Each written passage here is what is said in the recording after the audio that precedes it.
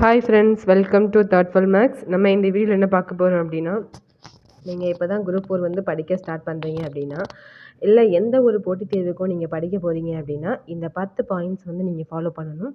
First வந்து பார்க்குறீங்க அப்படின்னா, சிலபஸ் ஃபார் குரூப் 4 இருக்கட்டும், குரூப் 2 இருக்கட்டும், எனி அதர் எக்ஸாமாக இருக்கட்டும், அதனுடைய சிலபஸ் என்ன அப்படிங்கிறத நீங்கள் தெரிஞ்சிருக்கணும். ரெண்டாவது வந்து பார்த்தீங்க அப்படின்னா, அந்த சிலபஸ்லேயே வந்து உங்களோட ஃபேவரட் சப்ஜெக்ட் எது அப்படின்னு உங்களுக்கு எந்த சப்ஜெக்ட் வந்து பிடிக்கும் அப்படிங்கிறத நீங்கள் ஃபஸ்ட்டு ரெண்டாவது வந்து அனலைஸ் பண்ணணும்.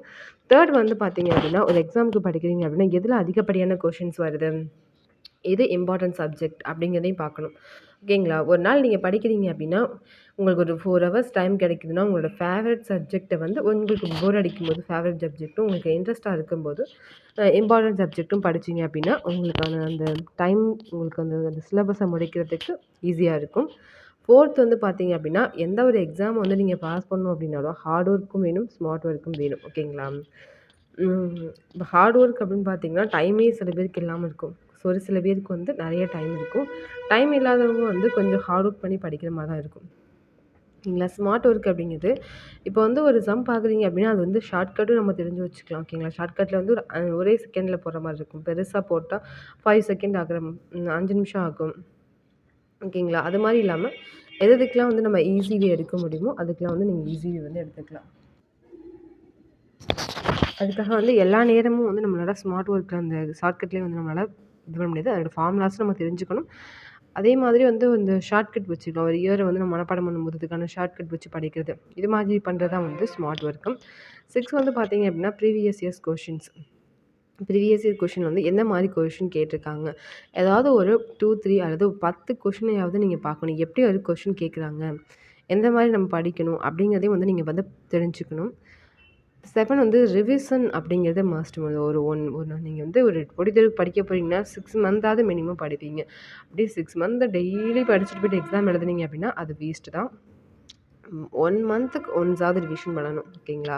1 மந்த்துக்கு ஒன்ஸ் நீங்கள் என்ன படிச்சிருக்கீங்க அப்படிங்கிறத ரிவிஷன் பண்ணிவிட்டு சைட் பை புதுசானதையும் நீங்கள் அப்படியே படிச்சுட்டு வரணும். ரிவிஷன் பண்ணாமல் போனீங்க அப்படின்னா அது வந்து வேஸ்ட்டு தான்.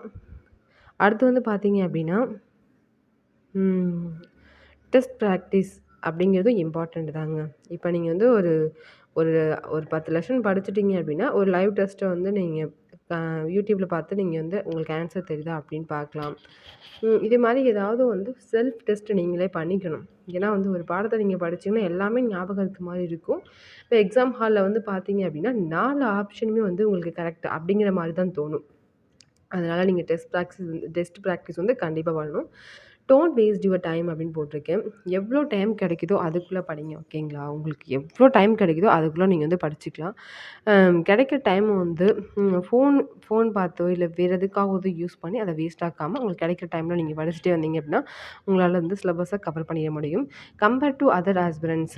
ஓகேங்களா? நீங்கள் வந்து இப்போ 6 மந்த்தை படிக்க ஆரம்பிக்கிறீங்க அப்படின்னா உங்களுக்கு முன்னாடி படிச்சுட்டு இருக்கவங்களோட உங்களை வந்து கம்பேர் பண்ணாதீங்க. இவங்கலாம் வந்து இத்தனை வருஷம் படிச்சுட்டு இருக்காங்க, நம்மளால் பாஸ் பண்ண முடியுமா அப்படிலாம் நினைக்கவே கூடாது. அப்படி நினச்சிங்க அப்படின்னாவே உங்களால் அது வந்து படிக்க முடியாது. அப்படிலாம் நினைக்காம உங்களால் கண்டிப்பாக பாஸ் பண்ண முடியும் அப்படிங்கிற நம்பிக்கையோடு நீங்கள் வந்து படிக்க ஆரம்பிக்கணும். அந்த நம்பிக்கை தான் வந்து உங்களுக்கு வந்து வெற்றியை வந்து தரும். ஓகே ஃப்ரெண்ட்ஸ், நான் சொன்ன இந்த 10 டிப்ஸையும் வந்து நீங்கள் வந்து ஃபாலோ பண்ணீங்க அப்படின்னா கண்டிப்பாக உங்களால் எந்த ஒரு எக்ஸாமாக இருந்தாலும் உங்களால் பாஸ் பண்ண முடியும். உங்களுடைய எய்மை வந்து நீங்கள் வந்து அடைய முடியும். ஓகே ஃப்ரெண்ட்ஸ், உங்களுக்கு இந்த வீடியோ பிடிச்சிருந்துச்சு அப்படின்னா லைக் பண்ணுங்கள், ஷேர் பண்ணுங்கள், சப்ஸ்கிரைப் பண்ணுங்கள். உங்கள் ஃப்ரெண்டுக்கெலாம் வந்து ஷேர் பண்ணுங்கள். தேங்க்யூ.